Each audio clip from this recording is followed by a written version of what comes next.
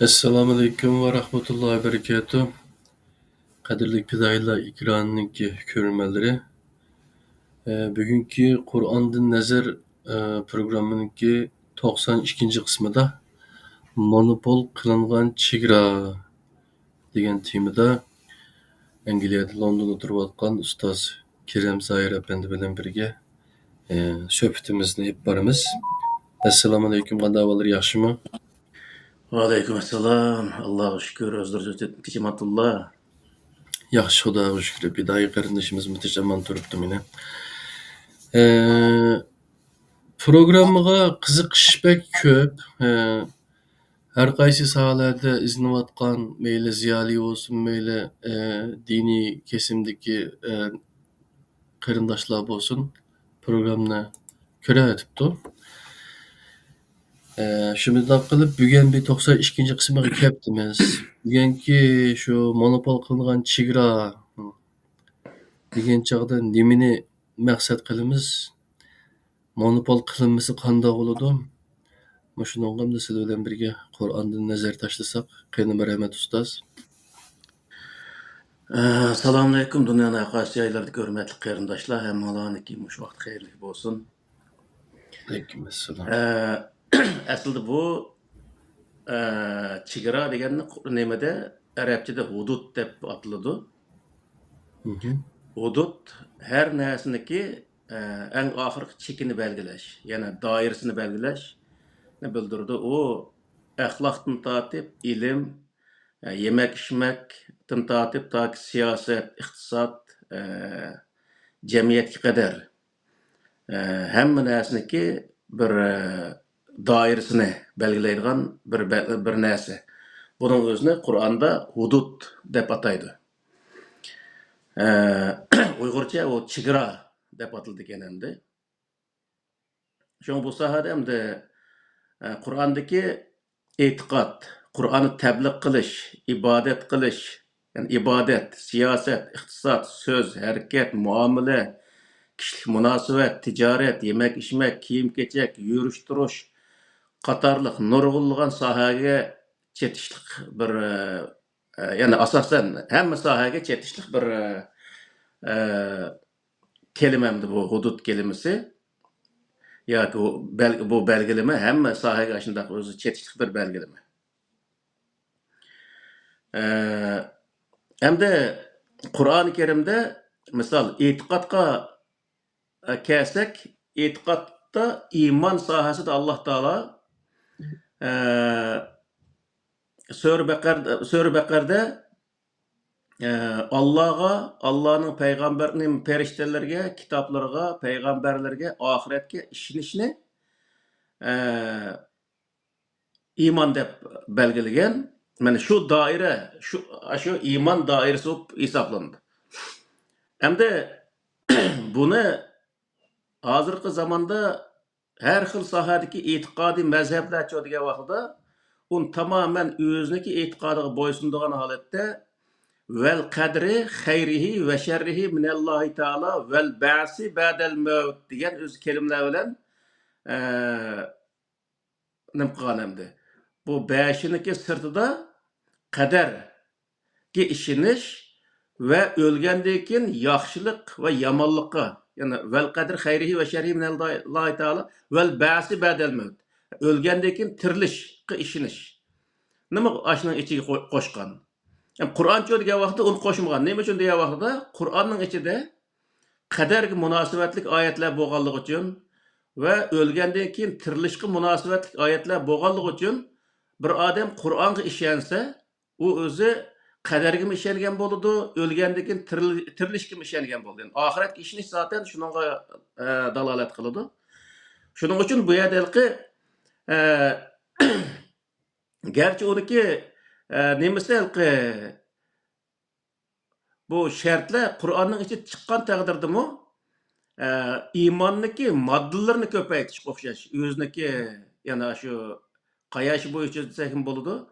Ancak özü imanniki maddelerini köpeytip imanını özündeki kayaşı arkalık monopol kılış. Ancak özü boğalık için bu hudud Yani bu Allah Teala belgilegen çigara 5 bilen toxtaydı. 5'nin sırtıgım çıkmaydı ve onun kemaytilmeydi. Bu şu dairenin içinde bolsa boludu. Çigara aş dairenin içinde. Lekin bu çigarani bozup yetti kıvılık qildi bu nemenin özüde. Şunun için bu imandaki etiqad sahasının özüne moşundaq öz neme bilen monopol qılıveliklik. Şunun için buniki etiqad sahasidagi, iman sahasidagi bu hadisdagi moşu iman ahkamları ya imandaki şartları bu tamamen Kur'an-ı Kerim'e seliniş gerek. Kur'an-ı Kerim'e selingandan keyin onun öz eşip qalgan yerlerinin özüne taşlap Kur'an-ı Kerim'e uygullaştırış lazım. Eğer özü Kur'an-ı Kerim'ni bu rivayetlerge uygullaştırgan vaqtida nim boldu degan vaqtida Kur'an'daki iman özü hadis bilen monopol qilingan boldu. Bu vaqtida tamamen Kur'an körsatgan iman buzulgan boldu şu vaqtida. İbadet monopol kılınan yani bu onu mu dep öttük burunqı nemilde lekin ibadetning chegarasi degan vaqtda Qur'oni Karimda ko'rsatilgan bo'yicha emas. Ibadetning ichida namoz, roza, shu ikkisi asosan ibodat qatoriga kiradi. Qur'oni Karimda ko'rsatilgan bu namozning o'zi hozirgi Qur'onga qaytgan bo'ldi. Qur'onni asos qilamiz. Qur'onning boshqa narsada u namoz, ibodat sohasidagi narsalar ko'rsatilgan bo'lsa, uni Qur'onga tatbiqlab ko'ramiz. Agar uningga to'g'ri kelmasa, biz uni Qur'onga bo'ysundiramiz yoki bo'lmaydi, Qur'onni asos qilib uni tashlaymiz deb ketayotgan olimlarning ichidami buning qaytiqliq ham shu namozniki aqtirib Qur'onni hamma yerini aqtirgandan keyin 3 vaqt ekanligini tepiqliq. Nurg'un o'zi Turkiyadagi olimlardan bir qanchasiniki namozniki 3 vaqt ekanligini Qur'onda belgilaganligini bayon qilaqliq. Endi uni bizning olimlarcha degan vaqtida 5 vaqtga bo'liblik. U yerda kelimaning o'zini zulab degan bir kelimaning o'zini zulpaniki ko'pligi. Hem bu köplük deganni arab tilida ikkidan yuqori bo'lganning o'zini köplük deymiz. Yani eng oz bo'lgancha 3 bo'lishi kerak. Shu vaqtida u zulpa degan kelima to'g'ri keldi. Shu vaqtida bu valqi 5 vaqt namoz ashnodan chiqdi demakchi endi. Shunday qilib balki qiynab kelimining o'zini mana o'zi parçalab bo'lanmay, u yerda vaqtni 5 ga aylantirib bo'lanmay, shunday jafo tortiqliq. Uning sababi nima degan vaqtida 5 namoz hikoyasi bu nimilda rivoyatlarda va fiqh kitoblarda bo'lganligi uchun u o'zi 5 namozdagi u hikoyaning o'ziga Qur'oni Karimni bo'ysundirib, Qur'oni Karimni fiqh kitoblar bilan va rivoyatlar bilan o'zi monopol qilib olishliq. Ya'ni bu Qur'onniki namozni ko'rsatgan, namozning vaqtini ko'rsatgan doiraning o'zini, chegarasining o'zini buzib, bu 3 vaqtning o'zini buzib, ya'ni 5 vaqtga aylantirib olishliq yani. Bunday aytgan vaqtida. Yani demak ibodatnimi shunday o'zi ibodatlarning chegarasini shunday buzib tashlab o'tishliq. Yani tabliğ degan vaqtimizda Payg'ambar alayhissalomga Allah Teala Kur'an-ı Kerim'de ya eyyuhen nebiyyü belliq ma unzile ileyk fe illem tef'el fe ma bellagte risaletehu vallahu yasimuke minen nas degan mush oyatniki oyatga asosan tabliq qilish, haqni yetkazish insonlarga har bir insonniki vazifasi. Bu haqni yetkazishniki chegarasi qayerga boradi degan vaqtda chegarasi yana bir odamga shuni so'zlab to'xtaydi. Onu chegarasini Qur'oni Karim qanday belgilagan degan vaqtda la ikraha fid-din bilan belgilagan. Ya'ni sen kishilarga yetkazishing kerak, lekin u yetkazgandan keyin mushu to'g'ri, endi sen bunga majburan kirsa deb kishilarni u e'tiqodga yoki u ishga o'zi majburlashing bo'lmaydi. E'tiqodga majburlashga bo'lmaydi yani. Bunday aytgan vaqtida endi bizniki hozirgi vaqtdagi diniy olimlarimiz degan vaqtda bu e'tiqod nima? Bu tabliğning o'zini kishilarga yetkazish ham u yetkazgan narsa to'g'rimi xatomi o'zimi bilmas ekandi. Uni to'g'ri deb his qiliqliq va uningga o'zi bu bundaq emas degan odamlarga murtad, murji, kofir, andaq, mandaq deb nurg'ulg'an o'zi haqoratlarni qilish orqali bu Qur'oni Karimdagi chegara la ikraha fiddin degan chegaraning o'zini buzib, vala tasubbul lazina yad'un min dunillahi degan o'zi Alloh taolo bekitgan bu chegaraning o'zini buzib, boshqa insonlarga zulm qildigan bundaq ishlarni qilyapti. Qur'onning o'zining bu sohada deylik tilka hududullahi fala taqrabuha fala ta'taduha ve men yeta'adda hududallahi fe ulaikumuz zalimun degan oyatlar bor. Ya yani başka ayetinin özde fakat zeleme nefse depma özü toxtaydı. Bu işkilisi özü işkisini bir yere gelgen çağda işkil tarafga zulüm qilgan bo'ldi. Yani bir adam bizga haqorat qilsa, biz mi bazı vaqt onun haqorat qilib qolamiz. Shu vaqt nima bo'ldi desa, işkil tarafga zulüm qilgan bo'ldi. Yani Allah Taola'nın bu tebliğ sohasidagi chegarasini buzish işkil tarafga ziyon berdi men. Mana shu qavaqda. Yani e'tiqod sohasida asla bir adamni mecburlaş ve o adam başka bir itiqaddaki yoki bo'lmaydi boshqa bir mazhabdiki deb uning o'zini ayıplash Qur'oni Karim chekligan, Qur'oni Karim o'zi bekitgan bir chegara, uni haqorat qilsanglar yoki ayıplasanglar bo'lmaydi, yoki bo'lmaydi uni majburlasanglar bo'lmaydi deb degan o'zi chegarasini shunday bekitib qo'yuqliq. Bu chegaraning o'zini buzib insonlarning o'zini ayıplash, haqoratlash bu Qur'oni Karimdagi ve men yeta'adda hududallahi fakat zeleme nefse degan oyatiga asosan bu o'zi qattiq jinoyat hisoblanadi. Mana bu vaqtda.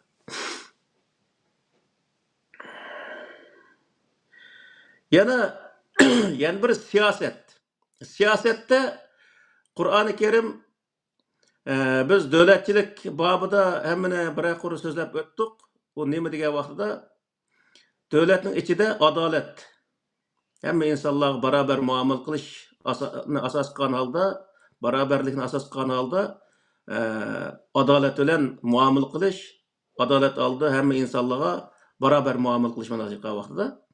Bu davlatning ichida qilinadigan siyosat, tashqi siyosatda manfaat asos qilindi. Payg'ambar alayhissalom nimada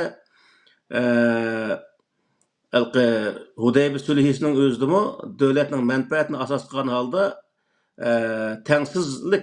tengsiz bir o'zi kelishim bo'lsa-mu, aşağıda şu davlatning manfaatiga shu uyg'un kelganligi uchun davlat manfaatini asos qilib shunday bir siyosat tuzgan. Qur'oni Karimda shuningga yo'l qo'ygan yani mana shu vaqtida. Chunki sirtqi adolatni tanqil olmaydi. Bir davlatniki prezidenti yana bir davlatga adil bo'l deya oladi, lekin qat'iy adil bo'lsa deb uningga besim ishiltanmaydi. Shuning uchun bu yerda Qur'onda deyilgan nima degan vaqtida tavsiya qilishga bo'ladi. Ammo ikkinchi tarafga kuch qo'llanmaganligi uchun u yerda ikki tarafniki o'rtaq manfaatni chiqish qilgan holda siyosat qo'llanildi. Endi biznikilar kelgan vaqtda desa, biznikilar kelgan vaqtida din nimani siyosatni e'tiqod nuqtasidan qarab, ya'ni e'tiqod nuqtasi bilan qarab, bu e'tiqodiga uyg'un kelgan odamlar bilan yoki davlat yoki xalqlar bilan siyosat qilish, uning bilan birga ish birligi qilish, u manfaatni asos qilmay, e'tiqodni asos qilish. Bundaq bir siyosatni ashundaq narsalar bilan monopol qilib olish avjab kelgan, burun tortib ashundaq avjab kelgan narsalar, masalan 33-yildagi inqilobning o'zidami e'tiqod asosli o'ringa o'tib ketganligi uchun Sharqiy Turkiston Islom Jumhuriyati degan shundaq o'zi davlatlar qurilgan. Shuning uchun bu yerda Qur'on degan vaqtda Qur'on aslo e'tiqodni asos qilmaydi.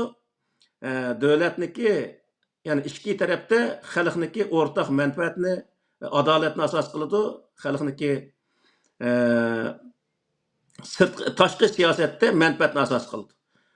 Shuning uchun bu yerdagi siyosatni yana e'tiqod bilan monopol qilib olish orqali biz o'zimiz bilan bir e'tiqodli insonlar bilan birga o'zi ish olib boramiz yoki ulardan o'zi foydalanamiz. boshqa dindikilardan foydalanish harom yoki u yerga berib panohlik tilash harom degan o'xshash nurg'ulg'an haromlarni chiqarish bu butunlay xato. Bu o'zi e'tiqod orqali ya'ni siyosatni monopol qilish deb qaraldi. Buning o'zini Qur'oni Karim to'sidi. Chunki Qur'onda lakum dinukum valiyadin. Yani siyosat qo'ygan nima chegara qasi degan vaqtda lakum dinukum valiyadin.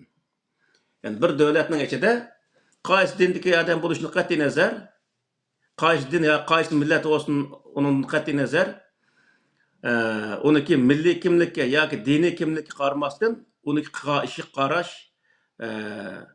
bu asos qilindi. Yani insonlikka qarash asos qilindi mana shu vaqtda.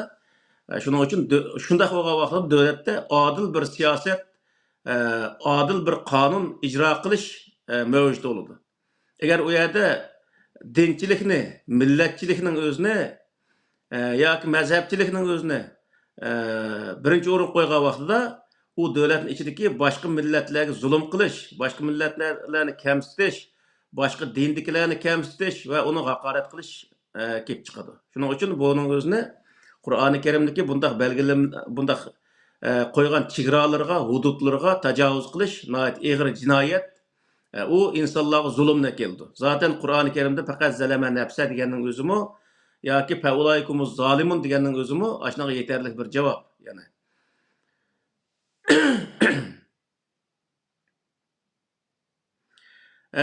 Yana biri iqtisod.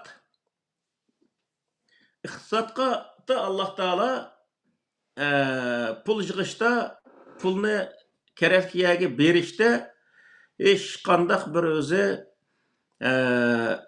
e'tiqod yoki millat belgilab bermagan. Yani davlatning ichiga misol qilgan vaqtimizda bir davlatning ichida davlatning bejini to'lashga imkoni yetgan, ya'ni shuni ishlab to'ligidek holatda pul topgan odamlarga shuni imkoni qarta o'zi bojni qo'yish, ya'ni davlat o'ziniki ehtiyoji qarta boj belgilaydi. Belgilagandagi shu ehtiyoji qarta belgilagan bojniki u odamniki topgan pulisi qarta qanchalik boj berish kerak, uni davlat belgilaydi. Buni o'zini nim qilish, berish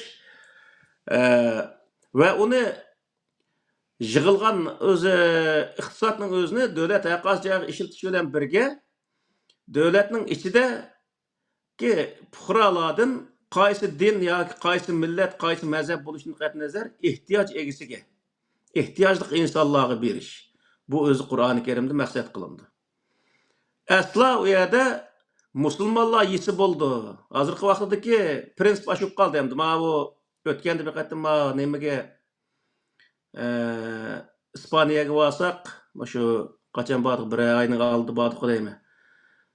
Baga vaqtda shu yerda bir bilan ko'rishib qoldik. Qisaq u yerda Uyg'urlar yo'q-ki. Yani musulmonlar oz ekanda. Bu yerda musulmonlar ozki, u Londonda, yani Angliyada, boshqa Yevropa davlatlarida musulmonlar jex deb ash gapni qildik-da, qisaq odam deydi. Bu yerda yordam bermaydi, uning uchun musulmonlar yo'q deydi. Endi musulmonlar demakki, u qadar tiriktab bir holatga tushib qolibdiki, faqat yordamga tayanishdan boshqa hech qanday chorasi yo'q holatga tushib qoldik. Kuching vaqtida ishla. Ağırıp qalsang, o vaqtda davlatga bo'ldi, men ağırıp qaldim, men ağırıq desen, ağırıq bo'g'ining ras bo'lsa, u davlatniki, u davlat san pul bersa hech qanday bo'laverdi u. Ammo sog' salomat vaqtida ishlash lozim. Davlatga boj topshirish lozim. Buningcha degan vaqtida buning o'zini yana imkoni bor odam ishlab davlatga boj topshirish, bu o'zi Qur'oni Karimda zaten belgilangan belgilama shu. Ammo yolg'on gap qilish, aldamchilik qilish bu butunlay o'zi Qur'oni Karim cheklangan bir narsa. Og'ir jinoyat ham mana shu vaqtda.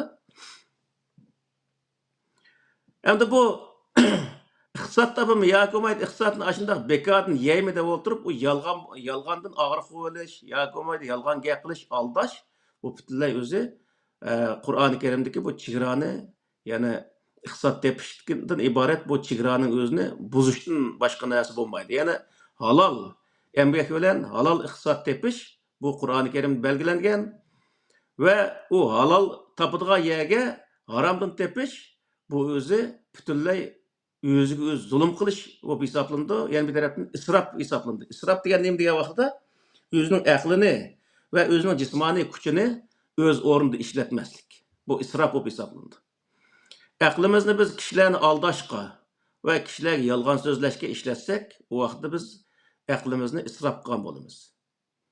Shuning uchun bu yerdagi narsa nima degan vaqtda iqtisodning o'zidimi Alloh taolo belgilagan bu belgilimning o'zini, chegaraning o'zini buzib, boshqalarga zulm qildigan odatga aylantirib olsak, u vaqtda nima bo'ldi desa, uni biz zulm bilan monopol qilib olgan bo'lamiz. Shu vaqtda bu Alloh taoloning belgilamasini buzgan bo'lamiz. So'zni degan vaqtda Alloh taolo har qanday narsaga isrof degan bir nimani qo'yib qo'ygan Qur'oni Karimda. Isrof degan ortiqcha yo keraksiz yerlarga yo keraksiz so'zlarni degandek qilmaslik. Ya'ni bir so'z bir yer kerak emas bo'lsa, u yerga u so'zni qilib o'ltirmaslik yoki bo'lmaydi ortiqcha so'z qilmaslik. Bu o'zi Qur'oni Karim belgilagan bir belgilama. Agar u yer ortiq so'z qilib, boshqalarningki evini ochadigan yoki bo'lmaydi u yer keraksiz so'zlarni qilib, boshqalarni qaymoqtirgan bunday bir ishlarni qilsak, u vaqtda biz so'zning o'z o'rnida qilinganligi, ya'ni isrofni paydo qilgan bo'lamiz. Shu vaqtda biz nima bo'ladi degan vaqtda Alloh taolo belgilagan shu chegaraning o'zini buzgan bo'lamiz. Hamda biz yuqorida deganga o'xshash, misol bizniki diniy olimlarimizning ichida nurg'un shunday yaxshi, mush sohani bildigan shunday yaxshi olimlarimiz bor. Ammo bir qism jiq narsani tahlil qilmaydigan shunday qarchaqlarimiz bor. Buning o'zi nima deydi degan vaqtida bu so'z harakatlarga, so'zlarga kelgan vaqtidami boy deganga o'xshash o so'zni millat araydigan, din araydigan yerga ishlatadigan, shunday isrof o'rnida ishlatadigan bundaq ishlar ham mavjud. Hamda bizniki shu musiqa sohasidami lahval hadis degan Sura Luqmondagi bir kelimani naql qilib, lahval hadis deganning o'zi shu naqshi musiqaga yotadi deb o'tirib tahlil qilmay, lekin naqshi musiqalarimizni Uyg'urlarniki madaniyatini tamamen haromga chiqarish uchun shunday harakat qilgan ishlar nihoyatda ko'p. Shuning uchun bu xalqi so'zlarni qilgan vaqtida, ya'ni so'zni o'rnida qilish Alloh taolo belgilagan, ya'ni Qur'oni Karim belgilagan narsani so'z sohasi degan vaqtda yolg'on gap qilmaslik, bo'xton chopilmaslik, g'iybat qilmaslik, birsiga haqorat qilmaslik, kishilarni yomon yo'lga boshlagan so'zlarni qilmaslik, shahvoniy so'zlarni qilmaslik degan o'xshash nurg'unlagan o'zi belgilamlar bor. Bu belgilamlar nima degan vaqtda hudud, ya'ni so'zniki atrofini bekitgan bir chegara. Biz shu so'zning o'zini chegaraning qaysi birisini buzsak so'z qilgan vaqtida shu so'zniki bir tarafdagi chegarasining o'zini buzayotgan bo'lamiz. Shu vaqtda biz nima qilgan bo'lamiz esa faqat zalama nafsi yoki faulaihumuz zolimun degan oyatning birisiga tushamiz. U ya bir o'z yolg'on gap qilgan uchun o'zimiz ham zulm qilgan bo'lamiz va boshqalarga ham zulm qilgan bo'lamiz. Ya'ni yolg'on gap qilgandikanlar boshqa odamga yolg'on gap qildigan gap, u odam biz degan gapniki yolg'onligini bilmagandiki u rost o'xshaydi deb ishinib qoldigan gap. Shuning bilan uniki zehnini tortadigan gap. Shu vaqtda nima bo'ldi desa, so'zniki chegarasini buzish bu o'zi o'ziga va boshqa insonlarga ziyonli. Endi biz hozir oz bir qismini deyapmiz, buni so'zlab kelsak nurg'un taraflari bor endi. So'z harakatlarida muomala sohasidami Alloh taolo bekitgan narsani degan vaqtda insonlar o'zaro muomala qilgan vaqtda rost, sadoqat bilan adolatning ustida muomala qilishni Alloh taolo buyurgan. Sodiq bo'lish, ya'ni o narsada sodiq bo'lish Shuning uchun Qur'onda vaylul lil mutaffifin allazina idza talu alan nas yastawfun va idza kaluhum aw wazanuhum yukhsirun degan oyatning o'zidami elish verish muomalasi qilgan vaqtning o'zida sodiq bo'lish lozim. Ya'ni bir kamchining o'zi bir odamga kamlab bergan vaqtida olganda qandoq olgan bo'lsa, sotganda ham shundoq setish degan, ya'ni bu sadoqatni ham adolatning o'zini bildirgan narsa. Şu muamele qilgan vaqtida tijorat bo'lsin, ilm berim bo'lsin yoki muomala har qanday bir ishning o'zida orliqda sadoqat va adolat asos qilindi. Agar buning o'zini buzgan vaqtda, adolat buzilgan vaqtda zulm paydo bo'ldi, sadoqat buzilgan vaqtda yolg'onchilik, aldamchilik paydo bo'ldi. Qarshi tarafga o'zi zulm paydo qilgan bo'lamiz. Bu zulmni paydo qilish Alloh taolo belgilagan chegarani buzgandan keyin paydo bo'lgan narsa. Bu yerda Alloh taolo har bir narsani, har bir prinsip yoki har bir o'zi buyruqning o'zini bir qancha narsalar bilan atrofini o'rab qo'yishlik sabab nima degan vaqtda insonlar oshning ichida harakat qilsa, o'ziga ham foydali, boshqa insonlarga ham foydali bo'lganligini Alloh taolo bilganligi uchun shunday belgilab qo'ygan. Agar uning o'zini biz buzgan vaqtida uni doirasini biroz kengaytib, yolg'on gap doirasiga kirdirib, bunda qilgan vaqtda deganda u ya o'zimizga bir ziyon zulm paydo qiladi, yoki qarshi tarafga zulm paydo qiladi, yoki har ikki tarafga zulm paydo qiladi. Ya'ni uniki zaten o'zi bir tarafga ziyni bo'ladi, ya har ikki tarafga ziyni bo'ldi. Bunda bo'lganligi uchun buni Alloh taolo cheklab, ya'ni mushaygachilik qilsam, u to'g'ri bo'lgan bo'ladi. Ya'ni har ikki taraf ziyon topmaysizlar, foydalisizlar. O yerda Alloh taolo o chegarani belgilab qo'yishda Allah foydali ishni nima? Allohga biz hech qanday foyda yetkiza olmaymiz qilgan ishimizda. Bütün o'zi foyda ziyon o'zimizga va atrofimizga insonlarga bo'ldi.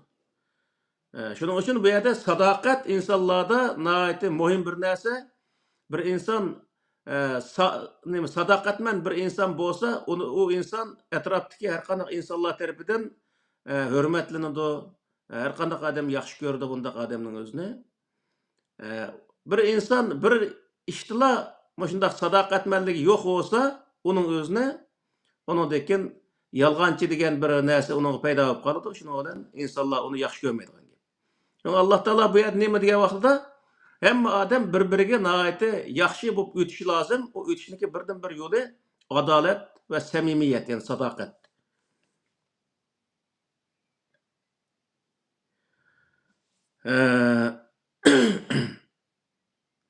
Alloh taolo yemek içmek sohasidami yana shundoq o'zi belgilamlarning o'zini bekitgan. Misolda yemek içmekte haram etrafını o'zi haromlar bilan mandaq narsani yesang nima qilsang bo'lmaydi deb birinchi nima moddiy jihatdagi haromligini Qur'oni Karimda bayon qilgan. Mandaq narsalar harom. Buni yesang bo'lmaydi deb, yesang yoki ichsang bo'lmaydi deb nima qilgan. Ikkinchi tarafi ma'naviy jihatdan haromlarni bekitgan. Misol bir halol narsaning o'zini o'g'ilib olishning o'zi harom. U o'g'illangan narsa harom emas, o'g'illash degan narsaning o'g'illashdan iborat bu ish, bu harakat harom yani. Bir narsani setish halol, ya'ni halol narsani setish halol. Uni yolg'on gap bilan setish harom. Yolg'on gap qilib setish harom. Ya'ni mana shu vaqtda u narsa o'zi halol, ammo yolg'on gap qilish aytdiki narsa yolg'on gap qilib turib, uning qalbimincha uning yo'q narsani sifatlab, uningdan keyin uni setish u harom. O'yga qolgandan keyin u narsa hamsi bo'sh chiqadi. Shuni olalqi og'a odam ziyon tortadigan gap. Shuning uchun ma Yevropalikning bir nimasi bor. Har qanday bir musulmon o'g'inish kerak shuning o'zini. Masalan, bir mashinani olmoqchi bo'lsak, borgandan keyin mashinani ko'r deydi. Hamma yerini ko'rib bo'lgandan keyin meniki beshima kelgan bu narsa. Bu mashinani ko'rib, atrofni hammasini chugilab, ostiga menda qarab nima qildim, shuni bilan o'zi men remotchi bo'lmagandan keyin, mashinani inchikilab bilmaydigan bo'lgandan keyin shuni bilan bo'ldi desam, hamma yerini ko'rib oldimmi dedi. Ko'rib oldim desam, kelmayaga deb aslida biyaning o'zini nima qilib, mana mushaning o'zi surilib ketgan mayani ko'may qolding dedi. Mushu men mu'min, men musulmon degan insonlarda, ya'ni haqiqiy bir insonda zaten har qanday bir inson bo'lishini qat'iy nazar, insonda bo'lishi lozim bu narsa.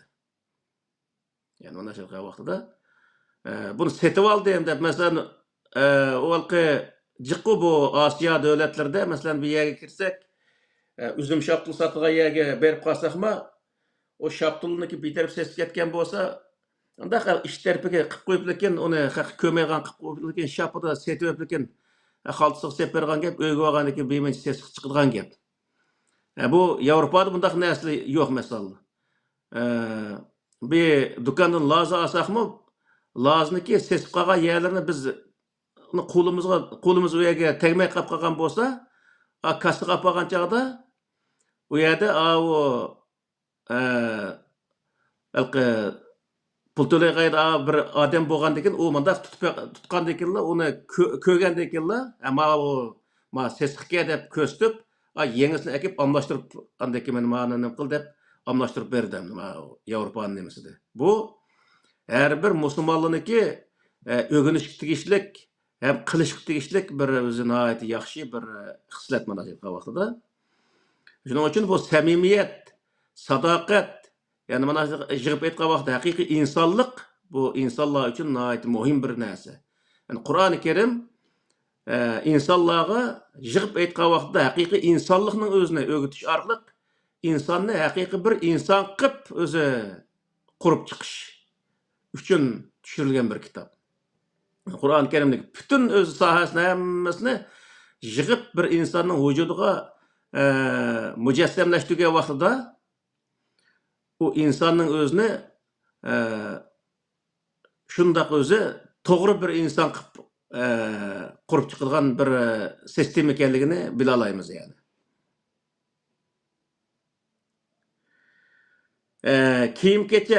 Kiyim-kechakning o'zidami Alloh taolo shundoq chegaralarni belgilab qo'ygan, qanday kiyimni qanday kiyish sohasida, qanday kiyimni emas, kiyimni qanday kiyishni Alloh taolo belgilagan. Yani qaysi millatni kiyimini kiyamiz, qaysi rangda kiyimni kiyamiz, o'zimizniki tanlashiga bog'liq, lekin u qanday bo'lishi kerak degan vaqtda insonlarniki avrat deymiz, avratini yapa oladigan, ya'ni boshqalarning ko'rishiga bo'lmaydigan yerlarning o'zini yapadigan bundaq kiyimlarni kiyishni Alloh taolo belgilagan. Bu belgilama hudud, yani chegara bo'lib hisoblanadi.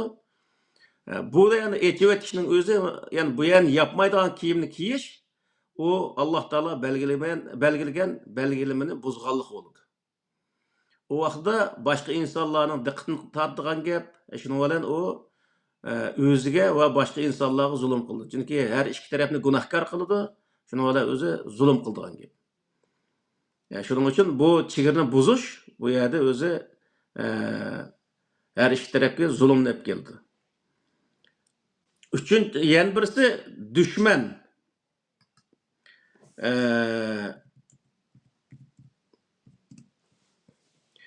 Düşmanni to'g'ri tunishdimi?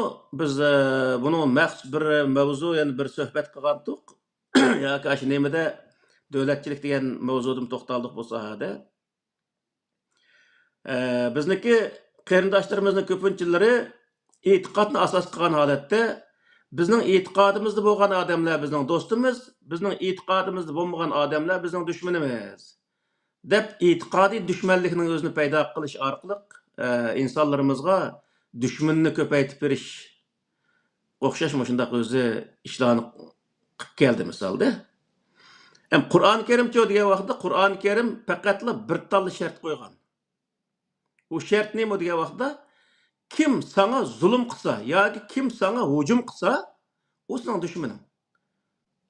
Bu qadar yana o'zi o'ng'ay uni bilishning o'zi. Yani bizning vatanimizga kim tajovuz qilib vatanimizni besib olgan bo'lsa, u bizning dushmanimiz. Yoki vatanni mustaqil bir vatanimiz, yani vatanimiz mustaqil bo'lgandan keyinmi, kimki shu bizning vatanga hujum qilsa, tamoman besib olmagan taqdirda bir bo'lib vaqtlarga hujum qilsa, u hujum qiluvchi qaysi dinda, qaysi millat, qaysi mazhab bo'lishidan qat'iy nazar, u bizning dushmanimiz va uning o'zini dushman deb hisoblashimiz va dushman qatorida uningga hujum qilib, uni chekindirishimiz bizning vazifamiz. Ya'ni aslo bizniki vatanimizga hujum qilmagan, biz bilan hech qanaqa ishi bo'lmagan bir millatning o'zini uning diniy e'tiqodi sababidan uni dushman tutish, u bizga nihoyatda o'zi qamlashmagan bir ish. Ya'ni xato bir dushmanni, xato bir insonni dushman qilganlik hisoblanadi. Yani hozirgi vaqtda bizga kim hujum qildi, kim besib oldi, kim zulm qilyapti, kim o'ltiryapti degan vaqtda faqat Xitoy.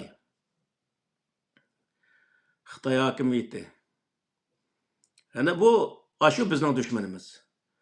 O bizniki boshqa yerdagi e'tiqodi bizga o'xshamagan Yahudi bo'lib ketsin, Nasara bo'lib ketsin, Buddistlar bo'lib ketsin, u bizning dushmanimiz emas. Uning e'tiqodi o'ziga, bizning e'tiqodimiz o'zimizga. Qur'oni Karimning hukmi bo'yicha lakum dinukum valiyadin. Hamma odamniki e'tiqodi o'ziga. Chunki u e'tiqod Alloh bilan insonning o'rtasidagi ish bo'lganligi uchun uni hech qachon yana bir odam hisobini elish, hisob berish majburiyati yo'q. Uning hisobini Alloh oladi. Şoň bu yerda e'tiqodi o'xshamaydi-ekan, mazhabi o'xshamaydi-ekan yoki millati o'xshamaydi deb o'tirib, uning o'zini dushman tutish u to'g'ri emas. Dushman degan nima degan vaqtda sana hujum qilgan odam dushman. Yani bizning vatan kim dushman hujum qildi, u bizning dushmanimiz. Ortiq bir o'zi ta'bir berishga hojat yo'q yani.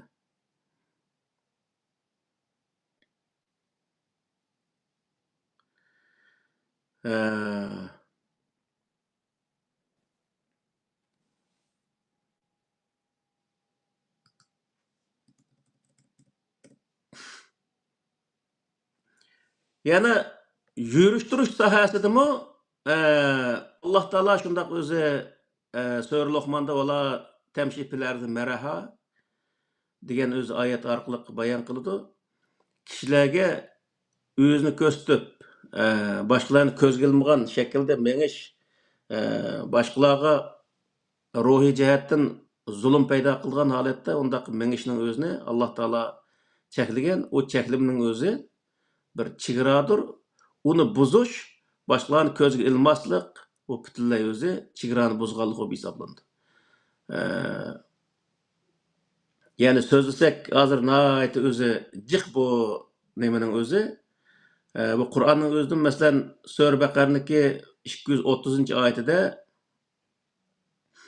nurg'ulg'an o'zi nimalni ma yuqoridagi at-talaq marratan fa imsakum bi ma'rufin aw tasrihum bi ihsan wa la yahillu lakum an ta'khuzu mimma ataytumuhunna shay'an illa an yakhafa alla yuqima hududallah fa in khiftum alla yuqima hududallah fala junaha alayhima fima ibtadat bihi tilka hududullahi fala ta'taduha wa man yata'adda hududallahi faqad fa ulaykumuz zalimun degan mush oyatning o'zidimi Alloh taolo taloq haqida ve ajrashish haqida, yani ajrashgandan keyin o ayolga bergan narsani nima o mehr haqqining o'zini elib olmaslik haqida shundaq o'zi belgilamalarning o'zini chegarani bekitgandan keyin bu yerda oxirida nima deydi degan vaqtida tilka hududullah yuqurqlarning o'zi Alloh taolo belgilagan bir belgilama, yani chegaradir.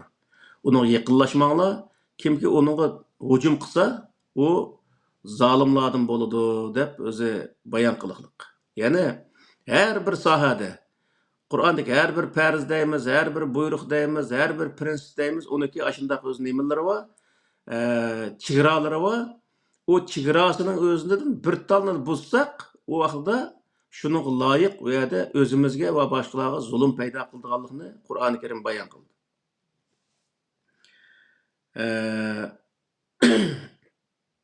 Yani bunun o'xshash oyatlar yomon jiqgan va Sura Nisoning 10-oyati, Sura nimaniki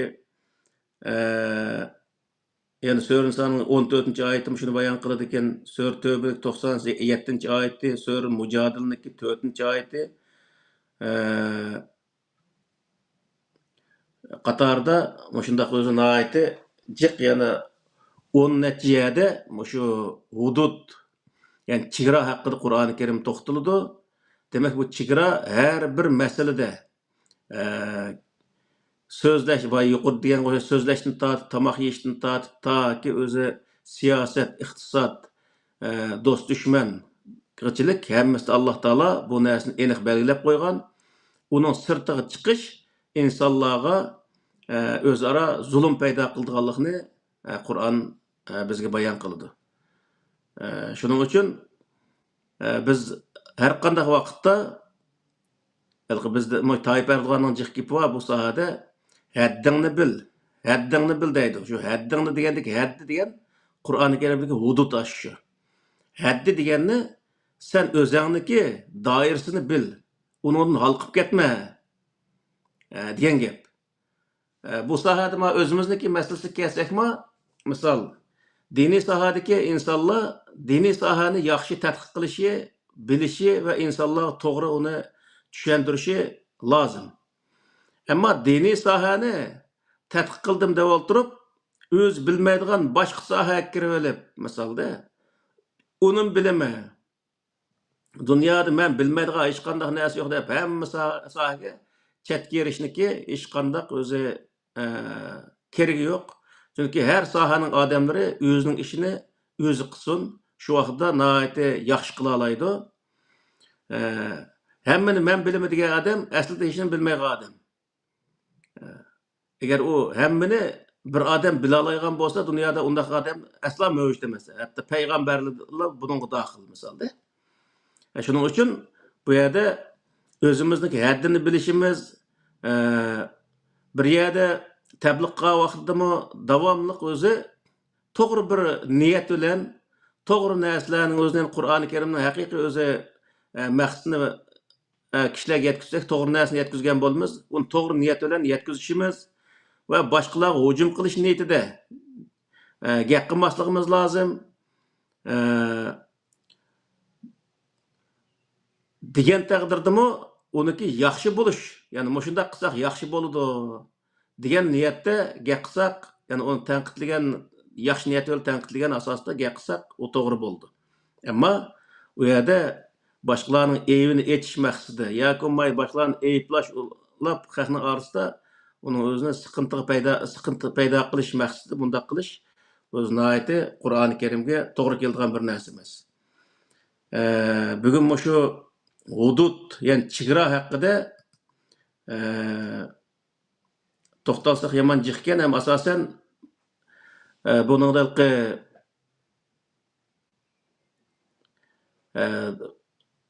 nurg'un odamlar buni bildi endi bu sohadagi narsalarni. Buni tafsili Qur'oni Karimdagi butun sohani hammasini qilsak, bu yomon jiq gapkan bu. Shuning men shu asosli tarafining o'zini e'tiqod, ibodat, siyosat, iqtisod, muomala sohasida, tijorat sohasida, do'st dushman sohasida, kiyinish, yeb ichish sohasida shunda nima qilgan bo'ldim. Qolgan sohaning o'zi asosan shu sohaniki doirasida ekan. Meni tanlaganim qaragan vaqtida qilib qolgan bo'lsa hamda u Abdulaziz Bashto'roq qarindishimiz buningga kichkina qo'shimcha qilsa bo'ldi. Xo'sh. Assalom. Estağfurullah. Ustoz her zaman yaxshi so'zlarni qilib kelyaptilar. Hammamizga shu o'zimizningki haddini bilishni, ya'ni chegaramizni. Kırmızı çizgi deb qo'ygan bu. Shunga o'xshash. Endi biz haddini bil deb ba'zi achchig'imiz kelgancha deb qo'yamiz. Shu Uyg'ur tilidagi had degan gapning Qur'on Karimdagi had Allohniki, tilki, hududulloh degan oyatlar bor qancha unimiz deb o'tdilar. Chiqgan, hammasiga to'xtalib bo'lmaydi. Ammo shu bizning hududimiz shu Qur'oni Karim she'r chizib bergan-ku hamda Alloh. Endi biz uningga yetarlik hisoblamaymiz uchun shuningda so'roq qilindisa biz bu boshqa bir narsa bo'lmaydi deb yine o'zimizning haddini ishib oldik ekanmiz. Ondan keyin shu boshqa Allohning chegarasidan sirtdagi boshqa chegaralarni ona ketib olib, ondan keyin o chegara bilan boshqalarni o'lchab, ondan keyin Onun hata hükümünü çıkarıp, onu marka çaplap, bunday da işletecek hem de. Şoňalyky bizning hotende heddiň helep işkin saman yemeýdi dep tasaşa açyp kelgen çağda aşgemni kyp goýdy demişim. Hı. Şoňa bäzi garyndaşlar özüniň heddini bilip alsa, o heddini başga ýerden emas, Kur'an-ı Kerimden izlese, onundan keyin onu tapalaydy dep oýlaýmyz hemde. Doğru. Mesela bu kitap sana yetmemdi desem de biz o yetmeydi de başka kitaplarını okup ekенmiz. Onu okuşup aldık ekенmiz. Onunkin çigira iniq belgilengen çigiralar var da Allah'lıqı mesela haram nemesi de iniq belgilep koyulur da niminin halal niminin haram işkelligini için. Hem de o alıqı biz onunla nima kılmay mesela bir çigirani sizip belgelmezse onunla başka närselerini tıkıp edip çigiranyň işidiki närseni mi biz hareket kılgan dairinin için kiçik koyduk ekенmiz. Onda üzümüz şu sıkılıp Hı. iki putumuzni bir öteke tıkıp algandan keyin andan keyin bizde ilgirileş bolmaýdy eken. Oja Doğru. takışken. Mesela ilim sahasida misal alsak ilimni bütünley dini ilim bilen dini ilim degan bir söz bilen monopol kılıp öldükde onun çigrasını tamamen bozup taşlap. Ama Kur'an-ı Kerim çoğdası ilim diye vaqtda insaniyet kerek bolduğan her kandak ilimnin özünü öz içine aldıgan şunday bir kelimni işletken. Yani her Şu kandak sahadik ilimni öğrensek buluverdi. Fakat bunun çigrasını bekitken Allah Taala. O çigrası nemi diye vaqtda onu toğru yolda işletiş. Yani bir yerge bir näsini ziyni işletmeslik, iş kılıp bir ziyanga, birsini zulüm kıldıgan bunda zulümge vasıta olgan bunda bir näsi işletmesden toğru şekilde işletiş bu özü belgilengen. Şu Kur'an'da israf kılmaslık, ilimni israf kılmaslık belgilengen.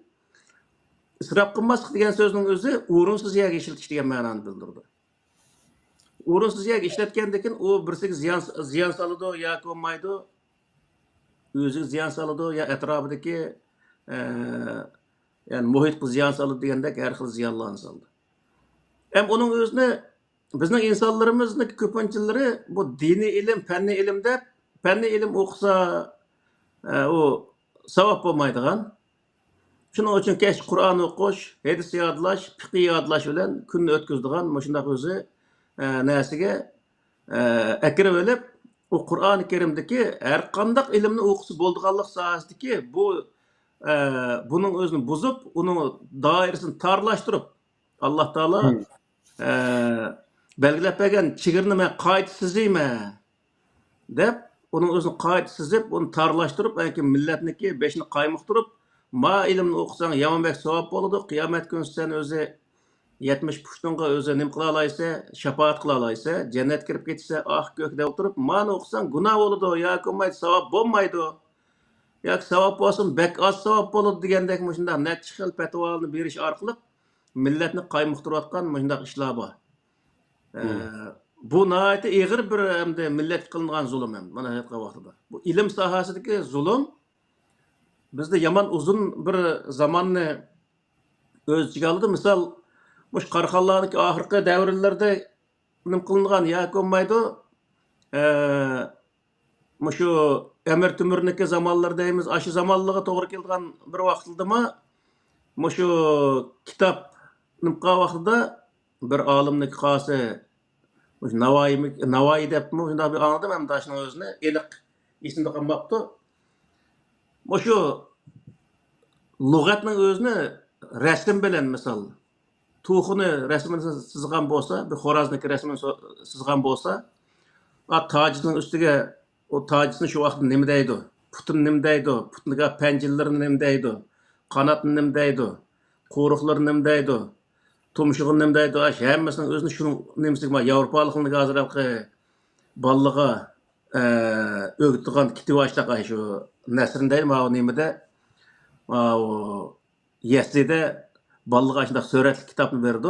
Bergendekin ballı aşının qarab, nimqandekin o şu ballı qaraydigan kişiler, er olsun, ayal olsun, ma toxuniki tumşığı, ma közü dep aşağıda öğütüdü. Hem onun xatti yazıqlıq oldu.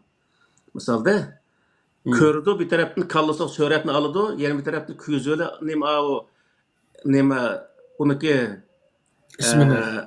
ko'z bilan xatni o'qiydi, tili bilan ovozni quloq anglaydi. Bu uch tarafdan akanligi qachilindi. Qachilangandan keyin buningda o'g'inish surat tiz bo'ldi.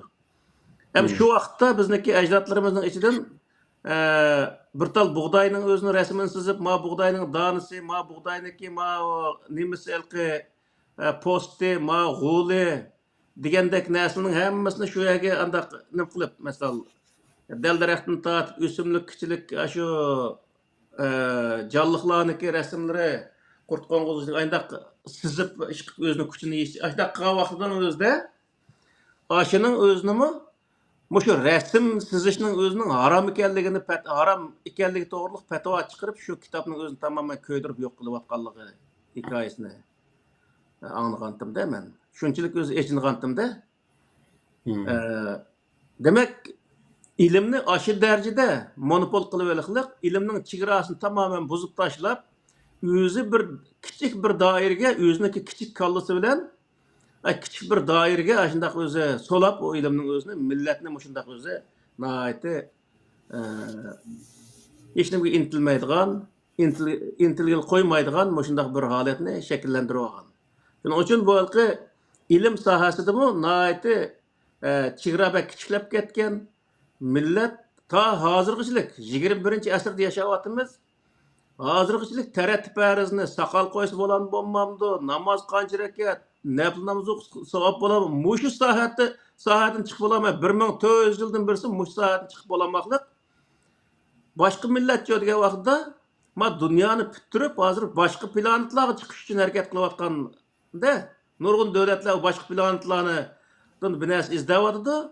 Osmon boshlig'ida nima ish qila olamiz? Bu sohada izlanayotsa, bizning insonlar cho'disi qo'ngimizni biz o'ng tarafni yursak bo'lamdi, so'l tarafdimi deb mushuni izlab saqal qo'ysak qanday bo'ladi?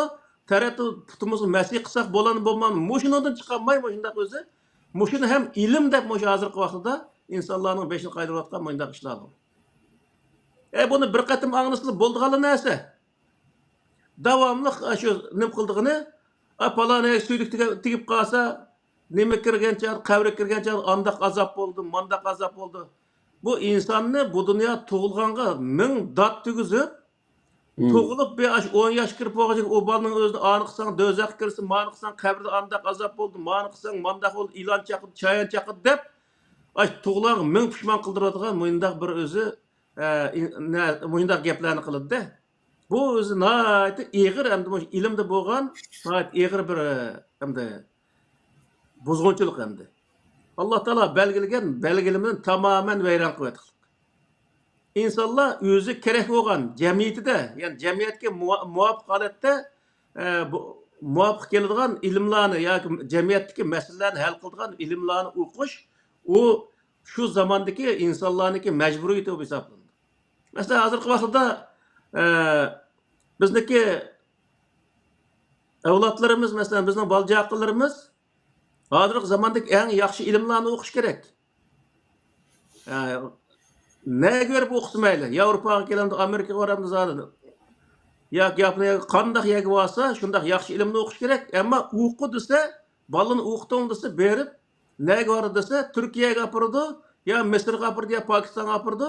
Şunu u yerdeki Azhar Üniversitesi bu deydi aşındaq o'zi Qur'on yodlaydigan yoki olmaydi, Qur'on tarjim qildigan aşaga apirib o'qitdi bolaning o'zini. Qur'on deganda 10 ming odamning yo 100 ming odamning ichidan 2 odam tarjim qilsa bo'ldi. O hamma odam Qur'on tarjim qilishga nima kerak va? Misolda sen namozingni o'qi, Xudoning bor birligiga ishon, payg'ambarga, kitoblarga, farishtalarga, oxiratga ishon. Tertanıp namaz oqqanı özü hozirgi zamondagi bilimlarni o'rganishing keraksan. Turkiyaga borsak hammasi shu nimaga nima maktabni aytdi? Ilohiyatmi? İlahiyatı. Ha. Aşının özüge bəduq. Dep ay mektep güvəsimi aşı undaq ilahi yakınmay aşı bir dini sahadik bir eğiz gep arlaşmıgan bir mektep bolsa u bolmaydı da. Aşındaq yerge beriş gerek. Şu özü evjep ketiklik. Dahi onun özünü az dep o ballını Ettigenligi onun kapırdı, tüşküçülük o bal dersin tüketkendeki o dersin tekrar kılım koymay apırıp sörü apırıp aydı. Mollamı tutkuzdan gep keşke Kur'an yadılap gildin şu balının özü olturduğun gep. Evet mektep koygaca da malımın aldı uxlaydıgan gep. Bu bundak mı Xitaydan ötüp ketken bir zulümün özünü o ballığa atan o adam kılık hazırlık vaxtıda. O bundak mı zulüm bolam dünyada? Demek bu yerde neymi diye vaxtıda Allah Taala belgilegen hududning özünü buzgan vaqtida özümüzge etrafımız insanlar qanchalik öz zulümlarını qildiganligimizni his qilsak bo'ldi. Shuning uchun bu yerda ba'zi vaqt deb solamiz shunday gapning o'zini demsak bo'lmaydi. Buni biz shu hozirgi zamondami tushunmagan bo'lsak, biz aslo tushunolmaymiz degan gap endi. Butun dunyo oldiga qarab shunchalik ilgirlab hozir ketayotgan bu jahonning o'zida bizcha desa 1400 yıl burunqi işinin özünü ta hazırgıçlık söylep yürüyüşünün özü bu qanchalik öz ağır qalğanlygymyzni bildirgan näse. Yani bizdeki nurgun insanlarımız var, nemi sebeptin? Mesela muş garip dövletler kes nemi sebeptin ögünenmaydı muş ege. Digen vaqtda bu yerda ikki nokta var. Eng muhim noktadan ikki nokta var. Birinci nokta bularning o'qigan näsesi bu yerdagi bu garip devletlerine doğru gelmeydi. Yani garip devletlerine doğru gelmeydi deyişimizde garip devletlerine bu terakkiyat ve kezanın özü o adamın kallısı sıkmaydı. O adamla 1400 yıl burunqi zamanға layık terbiyelengen boğaçqa aş zaman düşekep hazırkı zamanға özüge uygun emas ya olmaydı. Öz hata kip qalgan ya olmaydı. Öz yaqtırmaygan bir yer kip qalganda aşındaq his qıldı. İkinci tarafı diye vaqtda ikinci tarafı yalgan gap qildigan, kazzaplik qildigan, ashundaq o'z aldamchilik qildigan bir yer cho'ng'ilganligi uchun bu yerga aldamchilik oqmaydi. Yalgan gap oqmaydi. Shuning bilan u yalgan gap qilinmagandan keyin u nimada ko'rgan biz shu bu go'yilniki bir tal tukunish ulsaqmi hisob deb o'tirib o'sha yerda u bu dukanlardan o'g'irlik qilib ashtaq yurgan odamlar bor o'sha Norvegiyada. Aşının o'xshash o'ziga o'z dushman paydo qilib, boshqalarni bekardan bekar dushman tutadigan bunday ishlarning o'zini nima ish qilgan vaqtda o'ziniki e'tiqodi to'g'ri kelmaydi, o'zining ilmi to'g'ri kelmaydi, o'ziniki saviyasiga, ya'ni madaniyat saviyasiga to'g'ri kelmaydigan bir yer kelib qolganligi uchun u madaniyat saviyasi yomon to'van. Bu yaniki hayvonlarning biladi unchalik narsaning o'zini turdi, mangadigan hali adab axloqliq yendi mağdan küçüküm bu yerda adamni yugurib berib tishlaygan kuchim yo'q bu yerda. Aşındaq olgandan aşı seviye bilan andakin insonlarga zulm qiladigan, insonlarniki narsalarga behodda hujum qiladigan bundaq ishlar mavjudlik. U faqat bizda emas. Bütün musulmonlarning hammasida g'arb davlatlariga chiqqan musulmonlarning hammasida o'xshash. Boshda o'lmasa qo'shib ketadi. Misolda başta ölmeyi müşahede öz amalının berice tıkıştırıp bir nes kıvasa ona ait hoş okuydu de. Bu işine hiç kandak kerek yok mandajit kavaklıda. Şuna hudud degenin özde biz şu Kur'an-ı Kerim belgilegen insanlığımızga samimi buluş, adaletki samimi buluş bu naiti çoğun bir mesele. Zamanımızga samimi buluşumuz lazım. Zamanımızga samimi bo'lgan vaqtida zamanımızga layık ilimlarni o'rganishga ahamiyat beramiz. Shu vaqtida zamonga loyiq odam bo'la olamiz, boshqa insonlar bilan barobar yashay olamiz. Shuning bilan jamiyatni oqitga qolmagan bo'lamiz. Jamiyatni oqitga qolgan siri bu dunyodan zerikib, tezroq u dunyoga kelsak, jannatga kirsak, shu jannatda sho'rli bo'lsa, ashuni birga yashab olsak deb şu quruq tushni ko'rib lekin bu dunyoni o'tgan gap.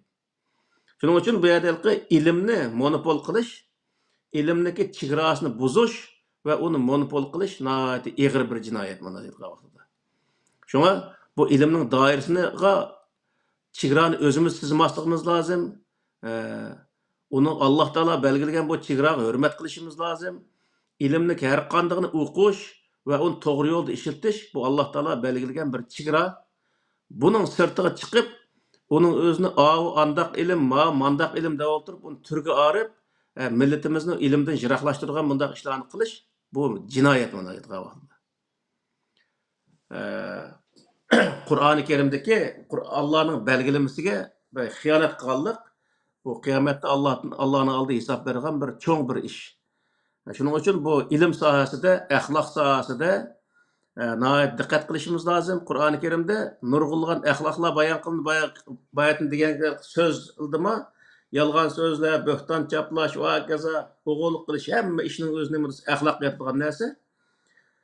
İnsanlıqniki chegarasini buzgan vaqtda u narsa hammasi buziladigan gap, boshqa odamlarga axloqsizlik qiladigan gap, boshqa odamga haqorat qiladigan gap, boshqasiniki mol dunyosini o'g'irlaydigan gap. Shu vaqtda boshqa insonlarga zulm qiladigan gap. Qiyomat kunsa uniki zulmi o'zi qaytadi ekan. Shunga bu yerda Qur'oni Karimdagi shu yuqorqi oyatlarniki va man yataadda hududallohi faqat zalama nafsa va man yataadda hududallohi fa ulaykumuz zolimun degan shu oyatlarniki mazmuniga asosan Alloh taolo belgilagan chegaraning o'ziga yaxshi diqqat qilishimiz lozim. U yerni buzmasligimiz lozim. Buzish u yerdagi Qur'onda har narsani tushunishga bir doira sizib qo'ygan Alloh taolo. Mush doira ichida tushansang bo'ladi debdi. Kallamizga kelgancha tushunish to'g'ri emas degan gap. U nima uchun degan vaqtda shu doiraning sirtiga chiqdingmi, sen hech nimaga ega bo'lolmaysan. Nurg'un odamlar bor, Qur'on insonning tafakkurini cheklaydi deydi. Lekin Qur'on tafakkur qiling deydi. Ammo tafakkur qilgan vaqtida sen u tafakkurni xato qilgan hamon u tafakkur doirasidan chiqsa, chegarani buzsa, u vaqtda o'zi jinoyat shakllanadi. Shuning uchun Alloh taolo tafakkur qilinglar, ammo u tafakkurning o'zini to'g'ri shaklda qilish lozim. Uning ustiga Alloh taolo yana bir narsa rost, bir narsani mushu rost desanglar, uni hujjat keltiringlar deydi. Yani tafakkur qildim deb qalaymagan qilavergan narsa emas. Bir narsani mana tafakkur qildim, mush to'g'ri kel degan vaqtda uning dalil isbotlarini yana qo'yish lozim.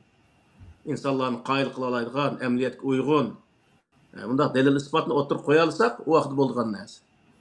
Shuning uchun bu yerda har sohadagi Alloh taolo belgilagan chegaraga diqqat qilish va shu chegara ichida harakat qilish, chegarani buzmaslik bu nihoyatda o'zi to'g'ri bir ish, o'ziga ham boshqalarga zulm keltirmaydigan bir ish. Agar uning o'zini monopol qilib olsak, o'zimizniki qayoshi bo'yicha bu vaqtda tamoman o'zi o'zimiz va atrofdagi insonlarga ziyon solamiz shu vaqtda. Nima? Allah razı olsun. Bu şu köklem.net deb bir torba etyapti o'z vaqtida shu 2012 shu vaqtida 2010 yillari endi shu Turkiya o'quvchilar kelib ketgan vaqtlar. Şu yana biz shu Qur'on markazlik tadqiqotimizni, bu ishlarimizni boshlagan mezgillarda shahar yezishdiqda, shaharda bir qarindishimiz ham hozir doktor bo'ldimiki bilmayman, ilohiyat uchun. Misrda o'qigan shu 10 ming 20 ming odamning ichidagi birisida eng oldidagi odamlarniki o'g'landi shu. İsmini demay berdi shu.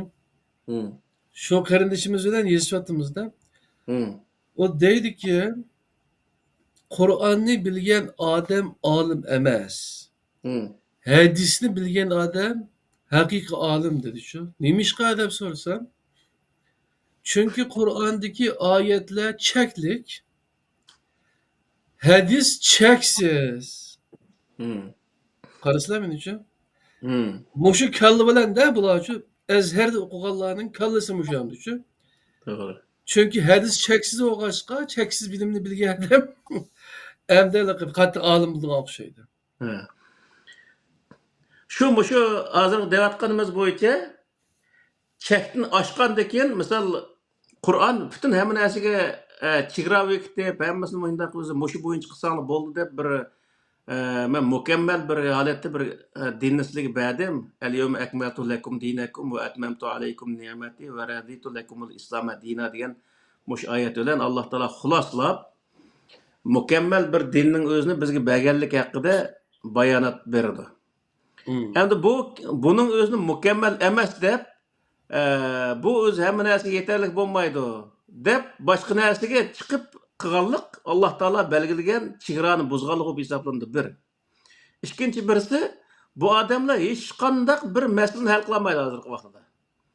Misol, o'sha odamlardan o'g'rining jazosi nima degan vaqtda deydigan gapi qo'lni kesish deydi. Tamam. Amanna va saddaqna deyli. Endi bulang'chiniki hukmi nima? Bulang'chiga qanday hukm beramiz degan vaqtda u bulang'chiga hukm topolmaydi. Shuni nim qildi degan vaqtda fiqida an debdi, falon mazhabda man debdi, pustan olim man debdi deydi. Sen ma Qur'ondan bir tal delilni aytib turib, mani sen nima qilib bera? Ma javob bera desa, javob berolmaydi. Chunki Qur'oni Karimda jinoyatning turlarini jinoyatni qancha turga bo'lgan Qur'on. Misolda shuning asosini turib buni qanday qaysi turdagi jinoyat hisobiga kirdirdi Qur'on. Uning qanday javob chiqdi. Buning prinsiplarini bilmaydi, o'rganmagan. Misolda shuning uchun bu yerdagi narsa nima degan vaqtida cheksiz narsani o'qib olish orqali berilgan javobimi masalan shunday cheksiz narsani o'qib olganlik uchun deydi. U kitob qarasa uning javobi mandaq turgan, qora turgan, ma kitob qarasa oq turgan, ani qarasa yeshil turgan, mani qarasa ko'k turgan deydi. Shunday har xil shakldagi, har xil rangdagi shunday o'zi javoblar bo'lgandan keyin u vaqtda bizning uyga 2000 qanchalik keldiki, Mahsum bilan Abduxoliq Qarim kelgan vaqt edi. Abdukim Mahsum bilan Norvegiyadagi uyga. Shu uy elish haqida savol tushgan vaqtida kitob nima, shu nimani kompyuterni ochib, shundan ikki xil javob bor ekan, buni qasin deymiz mayli deb ikki maslahatlashgan gapchi edi. Xo'jinda dasmi jiqqo qasni nima qilsak bo'ldi deb bunday qarab mayaga mo'shin desak to'g'ri bo'larmiki deb o'zini kallasida hech narsa yo'q. Xat deb qo'ygan narsani to'rtal narsani yig'ib kelgan gap. Mo'shini qasni desak bo'ldi deb ayda ashuni nima qildi endi. O'sha odamni o'zini mana shu vaqtda olim deydi endi. Sen uni qaysi oyatga yo qaysi dalilga asosan uni deysa, uni bilmaslik. Bunu falani olim mandaq debdi. Mush olimligini deylimi? Yo pustan olim buni mandaq debdiki, buni mushin deylimi? Deb Qarzoviniki Yevropadagi yashayotgan musulmonlar shu yerdagi bankni qazilib, uy os bo'ladi deb bir fatvo chiqqanki, yanbisi yo'q uy os bo'lmaydi, u yerda usum harom degan narsa borki, qasin deymiz degan gap. Uning dalil qayerga, asos nega tutishidi? Avu Qur'ondagi qas oyatni dalil qildi. Avu Qur'ondagi yanbi molla bu qas oyatni dalil qildi. Odamniki o'qigan narsani shu vaqtda shuni qarta, ashuni o'zini ajratib to'g'ri, ma'ni o'zi to'g'ri-ki, ma xato deyolmagan gapda. Ay gapirib, bozorga alqi sesib ketgan shaptillar sahbi shaptilni apirib, va qasni qancha pul sotamiz degan bir gap bo'ldi edi. Yani bizga aşı Norvegiyaga berib deyotgan gaplar shu bo'ldi. Misol. Sen u yerda deydigan narsang nima? Amataxun nim deb, semtaxun nim deb emas. Qur'onga asosan bu qanday bo'ladi? Bu hukm sen Qur'onga asosan chiqarsan. Qur'onda uningga maxsus prinsiplar bor misol. Demak, bu yerdagi narsa nima degan vaqtda Qur'onni shuning uchun har sohadagi prinsiplarni tadqiq qilish lozim. U jiq narsa emas. Qur'on degan 300 varaq bir kitob, cho'ng-cho'ng, undagi xatlarimi o bir kunda o o'qisa, shu bir kunda o'qiyotgan bo'lgan bir kitob mana shu vaqtida. Aytganligi bir yil tutsa bomdod namozdan keyin xutbagacha o'qib tugatib oldi. Endi shunchalik bir kichik kitob bo'lgandan keyin 1 yil vaqtini chiqarib mana tadqiq qilib chiqsa, hozirgi vaqtda uning yordamlashadigan nurg'un olimlarniki nimalari bor. O'ng'ayla o ishni hal qiladi misolda. Biz uni Qur'onni ashundaq nim qilgan vaqtida bizga yordam qiladigan bir miya yo'qdi. Shaxsan menga. Men e'tiqod jihati yolg'iz yashagan bir odam hayotimda. Keyingi vaqtda shu 5 to'g'ri qarindishimiz u bu shu bir qancha og'inlarimiz bilan do'stlik yurib ve herhalde biraz g'ariblikdan qutuldik deyli. Bo'lmasa bu e'tiqodda tamamen ashula yolg'iz yashagan bir odamman hayotimda. O Qur'on tadqiq qilib qilgandan keyin hozirgi din bilan shu an'anaviy din bilan Qur'on ko'rsatgan din ayrimli bir narsa chiqadi. Chiqqandan keyin u dinning o'zi xuddi payg'ambar alayhisalom zamoniga o'xshaydi. Payg'ambar alayhisalom zamonida Qur'oni Karimni Alloh taolo payg'ambar alayhisalomga tushirgandan keyin u Qur'ondagi u e'tiqod, u ahkam, u ibodatga qarasa, u Makka mushriklar qilayotgan narsaning tamoman o'zi o'xshamaydigan bir narsa o'tirib chiqqan gap. Sonra payg'ambar alayhisalom yo'q, u din andoq emas, mandaq degandan keyin yolg'iz qolgan gapda shu yolg'iz e'tiqod bilan yashaydan bir mezgilamda. Undan keyin o'zi 6-5 odam iymon keltirdi, payg'ambar alayhisalom atroflarida piqrab yurishini bilan o'zi yolg'izlikdan qutuldi biroz o'sma. Ammo bu yerda ashundaq bu halqi Qur'ondagi, ya'ni bu halqi dindagi narsalar, shuning uchun bu yerda bizni hozir da'vat qilamiz nima desa, her qandaq bir narsani so'zlagan vaqtida uniki tagida, ya'ni diniy sohada so'zlagan vaqtida uning tagida Qur'onning bir tal oyat bo'lishi lozim. Qur'onda bir tal oyat bo'lishi lozim, shuning asosan so'zlagan bo'lishi lozim. Ya'ni hadisning o'zidimi hadisniki sahihsi o'si bo'lamdi, yo qandaqligini e'tirof qilamiz deydigan bunday gaplar bo'ldi ekan. O hadisnikimi sahihsi bo'lamdi, g'arib bo'lamdi, mufrad bo'lamdi, zaif bo'lamdi, bizning hech qanday ishimiz yo'q uning bilan. Qur'on to'g'ri kelsa to'g'ri deymiz, xolos. To'g'ri kelmasa xato deymiz, bu qadar. Ya'ni o'zi o'ng'ayli bir narsa. Ammo to'g'ri bo'lishi bilan aslo uniki dinning asosi bo'lganligini dinning asosi deb hisoblamaymiz. To'g'ri bo'lgan bo'lsa, ash hadis mush Qur'onning mush oyatiga to'g'ri keldi deymiz. Ammo payg'ambar alayhisalom ashuna debdiki, debmi men unda qaramayman shaxsan. Nima uchun degan vaqtda payg'ambar alayhisalom shu hadisni deganligiga to'g'riliq mening ishonchim yo'q yani. Mesela Kur'an'da sözlükte Kur'an'da sözlüklik ama aş Kur'an'ın ayetini okup duru aş ayeti burmulap onundaki bizge hüküm kesiklikte ben bazı işte haddini bilmeydi Allah için. Nebi bilen Resul diyenin peygamberini deppediyse o Kur'an'daki peygamberini demeydi özür tokup çıkan özünün hurabi dini, sünni yasavagan dindeki özlerinin menisi koyup koygan aşı boyunca nime kıladi değil mi? Aşı boyunca nime kıladi? Nebi Resul ne? Peygamber ağaç etmeyle peygamber deplam tercüme kılıp iki tane ufkum, okşamayla ufkumni iki putumuzni bir uytaka tıkımız. Şunun bilan yo'lmaganmaymiz. Hem üzümüzge zulüm kılımız hem başkalarına zulüm kılımız. Haddini bilmegenlikte. Mesela ne bayatın sile depitep kettiler. Ele kabir azabı, toğruluk bir hadis var bu nahaydı danlık. Şu hadis deme mesela şu kabrdeki bek nıkıp ketti de bir şahını derekna şeyhini de plan çok bir emdi bu biraz aram tapdı diyen vakalık bilen o nime kıldı. Şunu oldu mu şu? Kabri azabı diyenine başkalarına tenuş için uydurulgan hadiste bu. Hazır men muşu addi kallam bilen meselede okumagan. Muşu addi kallam bilen men üzemden haddini bilgeçke üzemden Allah'ın koyup bergen çigirasını haddimni biliş için ben Kur'an'a qarayman da. Kur'an'a qarasak tərat edişdə bizdeki o eliki cinsi əzalarını yuş toğrulu gap yok. Şundan ya? Yüzü, kolumuz, beşimizi məs qılımız, yapıtımızı məs qılımız, yüzümüz qaraşlı var mı şu? Ayetteki nimiki qarasak aşılar var. Ama Hmm. istinca to'g'riliq gap yo'q u yerda. Hmm. Shundaymi ya? Hmm. Agar haqiqatan ashunda bir suduk yoki ayna bir narsa bu bizim ibodat qilishimizga, namoz o'qishimizga to'sqinlik qilgan yoki tahoratning ichini doirasiga kirib ketgan bir ish bo'lgan bo'lsa, o boshqa.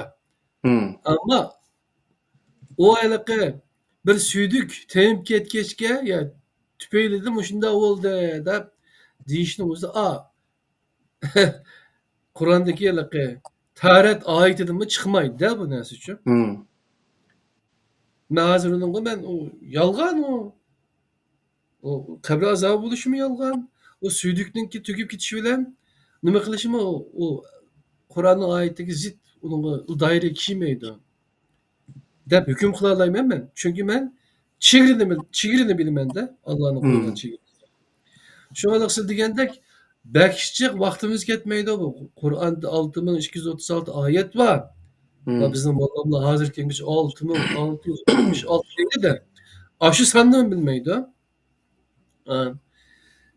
Onun ichida faqat bizni bog'laydigan hukm oyatlarimi bakchiq emas hamdichu. Eshib kelsa Hmm. 500 bor hamdichu. Qolganlari asosan axloqqa doir, asosan bu payg'ambarlarning qissasiga doir, Allah'ınki nimasiga doir, sherik keltirmasligiga doir bu shundoq nimalarda hamdichu. Hmm.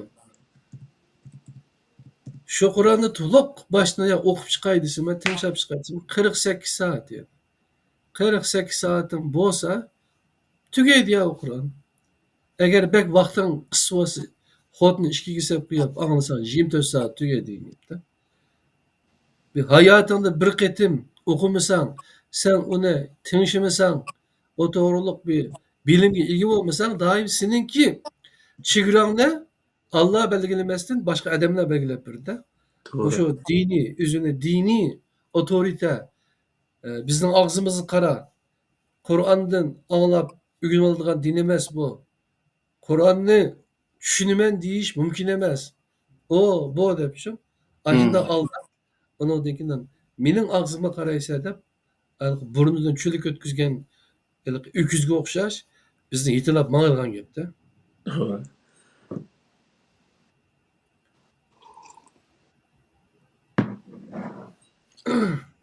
Şoňalaga çegara masalan qadar her bir narsa ölçem bilen yaratıldı deydi-go Allah. Hmm. Aşk özümü bir ölçem. Aşın bir çegara şundaq-go. Şu Doğru. çegarany gündäki gap. Bu ilim pen degen narsa şu başka narsa emas. Şu çegarasyny Hmm. bilgendeki bir narsalarniki şeylerning, moddalarning, fizikning qanuniyati onun bir çegara şundaq-go. Hmm. Ben rangninki nimeleri tonları yoki shu nimeleri ishqilib onunki bize nimesi var? Atomlarınki, molekulalarınki, hemmisiniki özünün bir çegarası var. Şu çegarasını bilsek, onundan keyin o bilimga ega bo'lgan bo'lamiz da. Doğru. Hech qanday chegara bo'lmasa, onundan keyin shu haddimizni oshirgan gapda bu. Doğru. Ahmetjon birodarning savoli bormiki, bo'lmasa meningki boshqa bir tag'oq sag'adak ya yo'q sizlar. Hmm. Hem de hazır ma bu hazır 90 kaç 92. ders oldum ma bu. 92 oldu. Mukaddimni qo'shgancha 93 ders oldu. Hmm. Xudoyim bo'lsa yana bir 100 ga boramdi, bormamdi bilmayman. Shu bir xulos sifatida Qur'onning Qur'onning tushish maqsadini bir yana bir qatim bir so'zlab o'tsak, undan keyin biz mushu 90 necha qism darsni nima uchun so'zlaganligimizni bir qatim o'ttirdi, bir qatim so'zladik. Yana bir qatim bir xalqqa nimani so'zladik va nima uchun so'zladik mushu darsning o'zini. Bizning beshimiz ishib qilib so'zladikmi? Mushuning o'zini bir dars qilib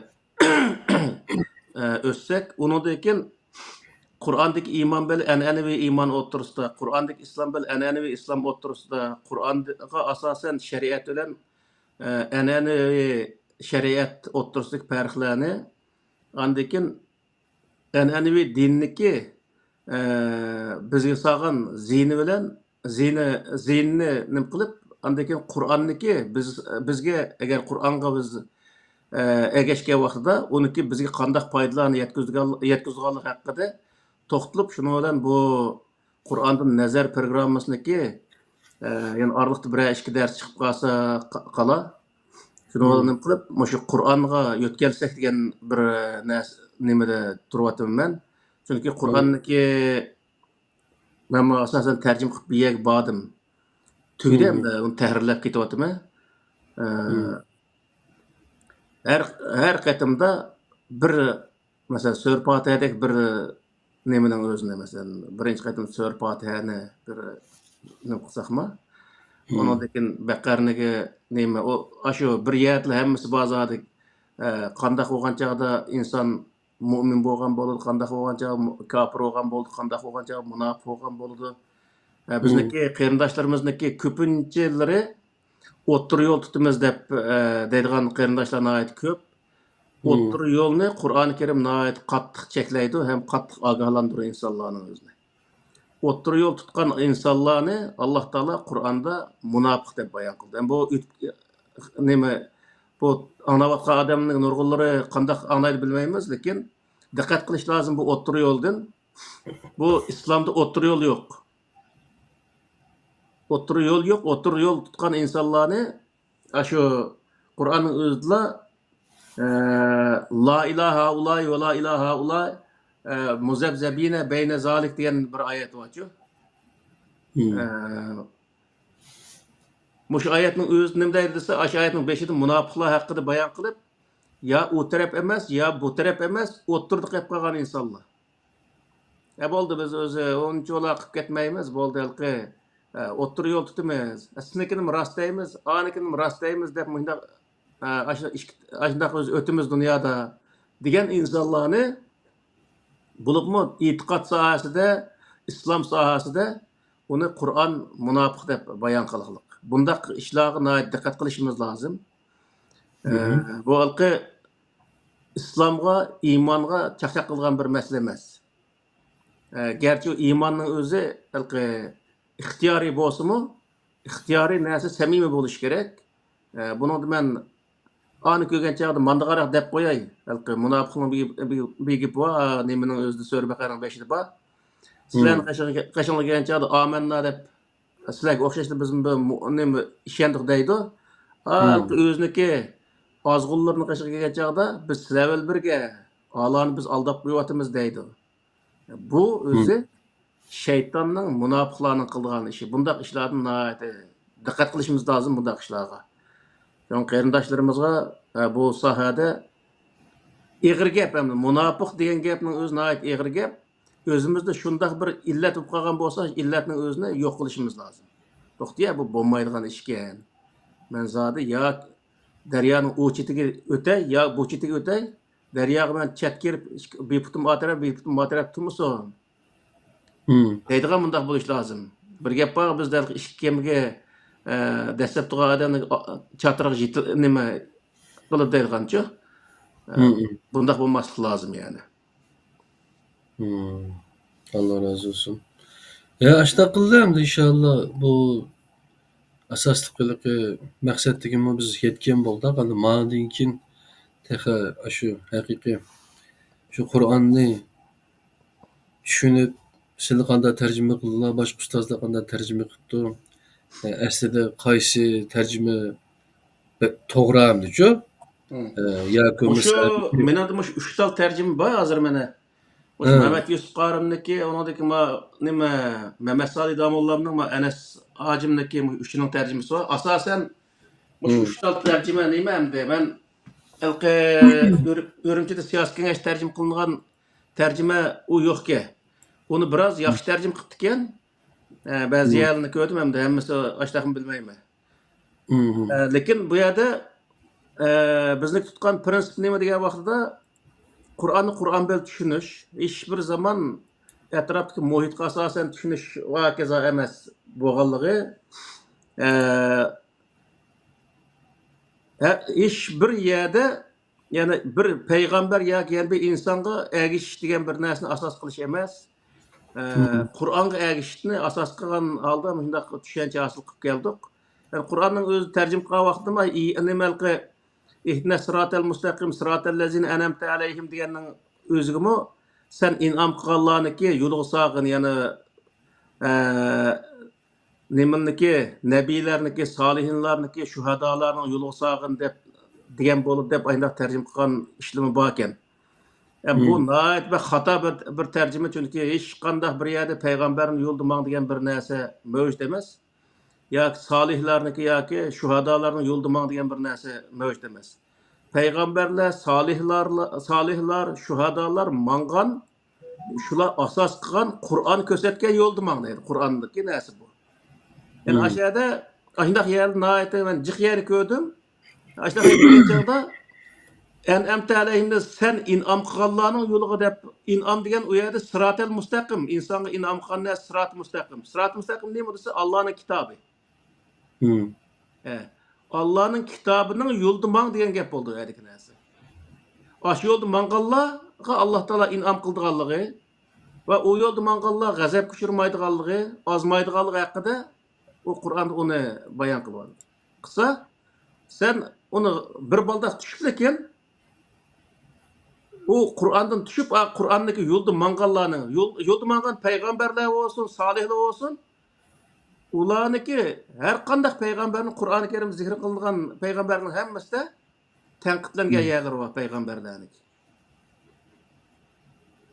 Tenkitlengenin özül neymi o diye vakitte şu peygamber hatalık ötkezgenlik için tenkitlengendi. Peygamber Aleyhisselam'ın "Vestagfiruhu innehu kâne tevvâbâ" degan ayetler var mesela. Sen Allah'a tövbe kılıp o'zi istig'for, ya'ni kechirim so'ra deydi. Nimaga kechirim so'raydi, nima tövbe qiladi? Chunki bir ishni xatolik o'tkazganda uning uchun. Hamda o payg'ambarligi manga yo'lda mangdiq degan vaqtda shu xatolikni qilmamiz degan gap bo'ldi vaqtida. Ya'ni payg'ambar bo'lsa-mu %99% to'g'ri bo'lsa-mu, 1% yerda xatolik o'tkazgan yerlari bor degan gap. Qur'onda o'qisak, payg'ambarlar qilgan tanqidlarni ko'rib lekin bu peygamberler şu adımda hatalık ötküzgende dep düşersek buludu. O peygamberle iş bir zaman özü neme hatalık ötküzgen emez dep düşünüyorlar. Onu insanlıktan çıkarganlık oldu vakıda. O peygamberle insan boğandıkken onu da hatalık ötken. Bunu bundaq düşünüşümüz lazım. Yani Kur'an'daki moşundaq nurgulgan moşundaq yerdeki ayetler var. Onundaki nurgul atalgıları nait hata tercim kılıngan yerler var. Çünkü bu Kur'an'daki moşundaq yerlerini bu kitap çıkışarlıkta halkımız öyle bir katım körüp çıksak inşallah onundaki yani nurgulgan müşahede izni atkan kıyırdaşlarımız olsa bize nurgulga yardımları tigip onun içinde bizniki isimiz kemmigen nurgun paydını biz alımız mı bilmeyimiz. Şunun için aş sahada mabubi 4-5-6 dersini kıvatsak onundaki aş sahaya götkelsek bir baştan tutup her katımda kısa kılıp yarım saat ya 1 saat bola. Ben de kısa bol dep oylayım. Meyli. Işkılıp yine başka şu bizim programda kilovatkan kıyırdaşının talepleri buluşu mümkün. Minimum kallamda hazır mesela hazır kelgendesi mesela Kur'an'da 114 sure var değil mi ya? 114 sureninki her bir sure asaslıkı nime mezmun babıl oluşu. Biz bununla kanda derslerini alalayımız. Kaysi mezmunla alakadar bir nas izdigen çağda kaysi sürüge karayımız ya küçük. Beğenisi ufursak düşü. Onda da mata orada meyadı var dedip derhallam tapalayımız da Doğru. kallamız ilk bir nas oluyor. Aşının okşaş. Onundaki yine burunma bir dersler boğantı yine. Yani Kur'an'daki kıssalar doğrulukçu. Mesela ayrım. Her bir peygamberinin kıssasını nime kalması 25 peygamberinin ki ismi ötken olsa Kur'an-ı Kerim'de aşu içe her bir peygamberinin kıssasının kandak ders alımız bunu hayatımız kandak tatbiklayımız. Işkıl ügünümüz desek o pek çekki adamdı çok. Doğru. Mesela Mesela Esmaül Husna degan darslarni qildi boshqa ustozlar. Shunga o'xshash Hmm. jiq hamda u biz agar bir yo'lga chiqib olsak, inshaalloh hamda biz yine bu anaqa muvaffaqiyat yoki başarı amaçlı emas anaqa nima ne deymiz anaqa ma'lum bir nimaga yetib olish uchun emas, e, maqsad. E, biz shu davom qilib Xalqimizga o'tsak, to'g'ri bir narsani yetkazib olishizlar. e, hem o'zimiz o'rganishda ham shu jarayonda. Albatta, albatta. E,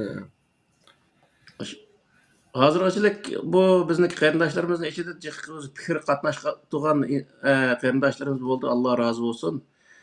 Ba'zan yomon ig'ir tanqidlar ham bo'ldi. Tanqid emas, haqoratlar ham bo'ldi. Ham haqoratlarning bir qismlaridan biz foydalangan bo'ldik. Chunki u haqorat qilingan vaqtda uning bir qism ochiq yerlari bo'lsa-mu, ammo ba'zi yerda to'xtab turib, "Ma'ning o'zini qandoq nima qilishimiz kerak" deb o'tirib, uningda bir ba'zi bir tajribalarga ega bo'lgan bo'ldik hamda. Shu haqorat to'g'ri. qilgan qarindoshlarimizdan Alloh rozi bo'lsin deymiz, ham boshqa bir gap qilishga hojat yo'q. Hmm. Shuningga hamda yuzga bormasimi yo yuzga berib qolam bilmayman. Programma yana bir 2 oygacha tugaydi deb o'ylayman. Uningdan keyin mana bu o'tgandagi o Ahmadjon Osmon bilan qilgan suhbatda palon oyatni bir tarjima qilib bergan bo'lsa deydi. Meni ba'zanlar tarjima qilolmaydi deb o'ylab qolgan o'sha tarjima qila olayman men uni. Nihoyat go'zal tarjima qiliqliq men. Ammo Hmm. Qur'onni shunday tarjima qilib, Hmm. uni tushunib, misol Qur'onda nurg'uya deb oyatlar bor, uni shu bo'yicha labza holatda tarjima qilib qo'yiqliq. Ammo Hmm. uni bu yerda ma oyatniki nemasi, ma oyatniki oyatida, ya'ni boshqa yerdagi bir oyatni aytib turib, bu oyatniki asosan buningdagi o'zi maqsad mandaq, buni tushunchasi Hmm. mandaq deb bundaq tushundirsak, xalqimizga nihoyatda yaxshi bir tushuncha paydo bo'ladi, ham kallasidan o'tadigan amaliyotga uyg'un bir tushuncha paydo bo'ldi deb o'ylayman. Shuning uchun Qur'onni shu beboshdan tutsak, u Hmm. bek uzoq vaqt ketmaydi mencha. Endi anaqa Qur'on nima hikmatni o'rgatdi, Qur'on hikmatni berdi deb oyatlar bormizu. Asli Hmm. shu Qur'onning o'zida hamda oyatlar bilan tafsir Hmm. qilish, oyatlarni oyatlarga bog'lab tushunish, shundaymi? Ha. Hikmat metodi deb Sulaymoniy vaqtininki Hmm. ashuna deb ataydimizu. Hmm. Ammo Muhammad Okyan ustoz o'sha oyat bilan tafsir qilib bir ders so'zlasa bir yarim soat yo 2 soat qilib boradi. Aran shu bir oyat alohida boshqa oyatlarni nima qilib yurib, Hmm. ayni kelajak narsani so'zlab ketadi. U yo'lga chiqqandan keyin inshaalloh. To'g'ri. Bizim belki maçta qilib qolamiz. Masalan, Musa alayhissalomning voqealari chiqib qolsa, butun Musa alayhissalomga munosabatli Bani Isroil munosabatli oyatlarni hammasini yig'ib kelib, bir Hmm, bir qatim dars qilsak, undaqlar texnik go'zal bo'ldi undaq darslar. to'g'ri, to'g'ri. Ha. Bir masalaga yoki bir oyatga xatamallohu ala qulubihim degan o'sha bir oyatni tushuntirmoqchi bo'lsak, kofirlar haqida, shuni Hmm, munosabatli butun oyatni yig'ib kelib bir qatim xuloslasak, u bir hmm, ajoyib yaxshi bir xulosa chiqadi. Hem hmm, Qur'onniki maqsadi insonlarga yetgan bo'ladi. hmm. Yana tarafdan u nihoyat qoyil qilarliq amaliyotga uyg'un bir ma'no chiqadi yani-chi. Yeni bilsa shu usul o'rganaylik-da haqchu. Usul o'rgana oladi. Usul Ha. o'rganaylik. Eng muhim narsa shu anaqa. Ha. Anaqa usulsizlik degan bir gap bor ekan hamda. Hmm. Shu usul bo'lsa, undan keyin inshaalloh e, yaxshi natijalarga erishimizda. İnşallah. Meylanda bo'lsa, Ahmadjon qarindishimizningki boshqa savol yo'q ekan. Ammo lekin bizning shu programma qilganimizdan shu ekranda uchimiz birlikda bo'lgan shu boshqa musofirlarimiz qaridan yaxshi yakunlarni qilib endi Uyg'ur tarixida Uyg'ur xalqining hozir nimasida endi bir davr bo'lgich Bir nime boldy dep işte täriplapdy. Allah razı olsun. O kardeşimiz Hmm. rahmet eytimiz. Oma asan ılıky nime kılmady. Köp japalarına tatdy, köp başgalarına onu mesela uçurdu üçin. Hmm. Zerbisilge uçurdu. Şunda olsunma dawamlaşdyryp maldy. Kardeşimiz rahmet eytimiz. Siligim şu. İnşallah dawamlaşdyrymyz. Biz Allah olsa kiler saatlik Kur'an'da Nezer programımızdan 93. sanda başka bir yeni team bilen görüşümüz kadirli qarindaşlar. Bugünçe Mişe'de tamam boludu 92. bölüm. Allah razı olsun Allah'ım. Oldu Allah'a emanet. Maqlımsa Allah'a emanet.